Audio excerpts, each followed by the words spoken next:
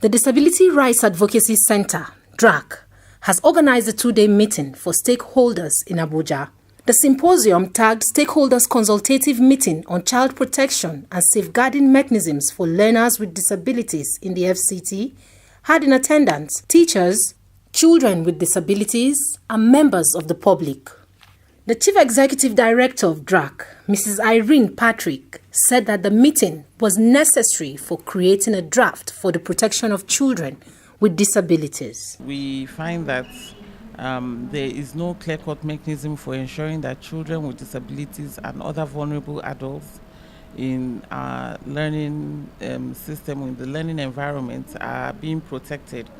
There's a lot of cases of violence and abuse against children with disabilities, and we feel that this is very worrisome, and it's important that we bring together stakeholders to see how we can go about developing a child protection policy that protects these learners within their learning environment and ensures that their growth and development is also taken care of.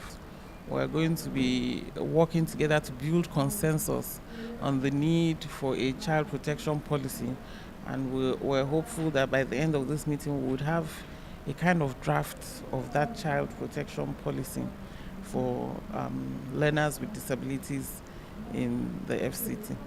A stakeholder, Mr. Lawrence Idemudia, spoke on the essence of the meeting, saying this will let all parties involved know how to go about taking care of their children with special needs. School for children with disabilities is like a dumping ground for some parents. Government provide accommodation. They just take the children there and may not even come back until a daytime to take them out, to take them back home.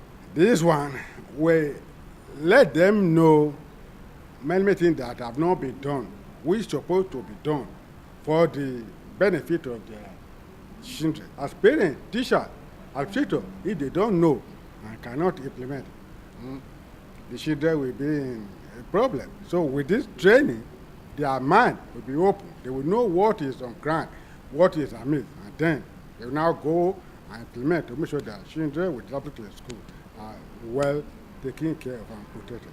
A lawyer and parent of a child living with disability, Barrister Muazu Dikko, said the frequency of abuse cases against children living with disabilities are alarming, and that there are advocates who ensure that those children always get justice. Most of these cases reported, they end up getting justice because the society is more enlightened, more educative about issues that has to do with child abuse and molestation.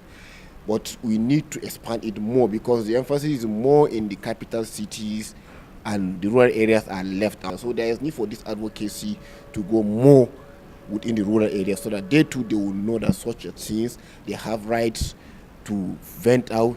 When they have abuses, they have channels for them to expand their grievances. They even have some free legal services because some of the lawyers tend to be giving free legal services to some of these children that are abused or children with disability that have been abused. But without much advocacy and much enlightenment in the rural area, I don't think we will achieve more. And a child living with disability, Mariam Jibril, has indicated that she hopes to be equipped after this meeting to be able to stand up for her rights.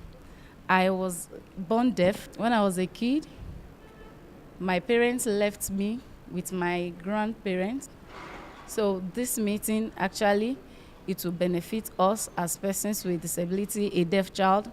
I will be able to stand up, defend my rights.